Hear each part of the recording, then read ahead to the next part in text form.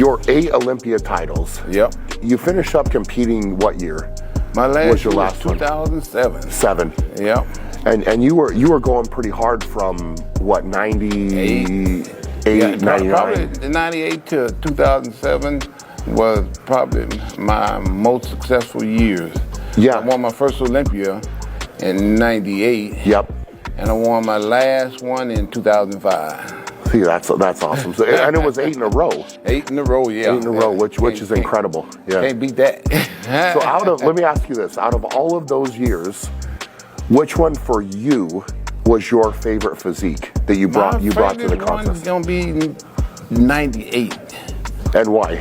Cause that's the one where I had that thickness that was real compact. Yes. The lines were on point and the conditioning was spot on. It's crazy you're saying 98, so that first one. Yeah, that first one, I still look at that first one and kind of bring tears to my eyes. That's amazing, man. I mean, looking back, is there a reason you think it was? Like, I mean, every year were you trying, I'm imagining you were trying to replicate that, bring that same package. But, you know, just like with anything, you know, time progresses. Yeah. It doesn't stand still. And, you know, when time progresses, so does everything else, you know. Yeah. Body doesn't stand still. Sure. It progresses or degresses. And luckily for me, it was progressing. Yeah, yeah. Did you expect to win it that year in 98? No. I don't know. I'm quite sure you remember me telling you this. The reason why I got into bodybuilding is for a free membership to the gym. Which is that's such a cool story, man. Yeah, for anybody that hasn't heard that, Brian Dobson, right? Yep. Brian Dobson, Metroflex in Texas. Brian was like, "Hey, I'll give you a free membership to the gym if you'll enter a bodybuilding contest." Yep. And you were reluctant, right? Yeah, because you know where I'm from, nobody competed. You know, nobody. We ain't know nothing about bodybuilding, and then there were no magazines or nothing. You know where I'm from. And you know, anytime I get into something, I'm always gonna give it my all. You know? That's who I am. You know. Yep.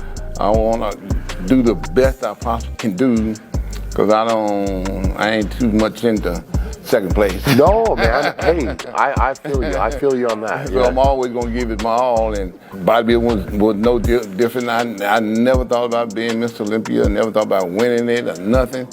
I'm thinking, you know, all I gotta do is, you know, compete, and I get this free membership. God, that's so cool, man. So cool. Look, well, I will say this.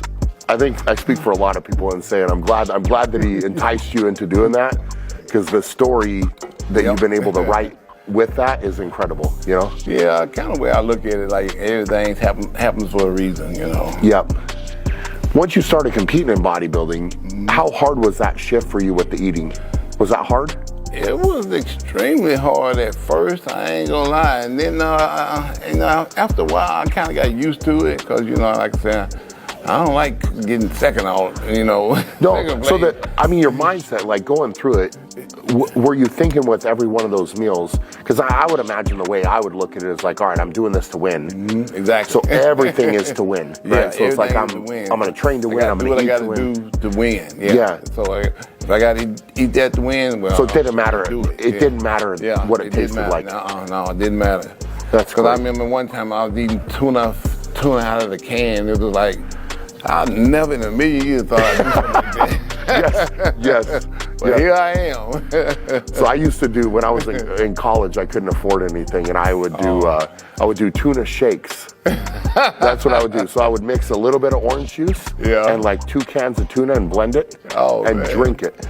Yeah. It was pretty gross. Yeah, that's pretty bad right there. Yeah.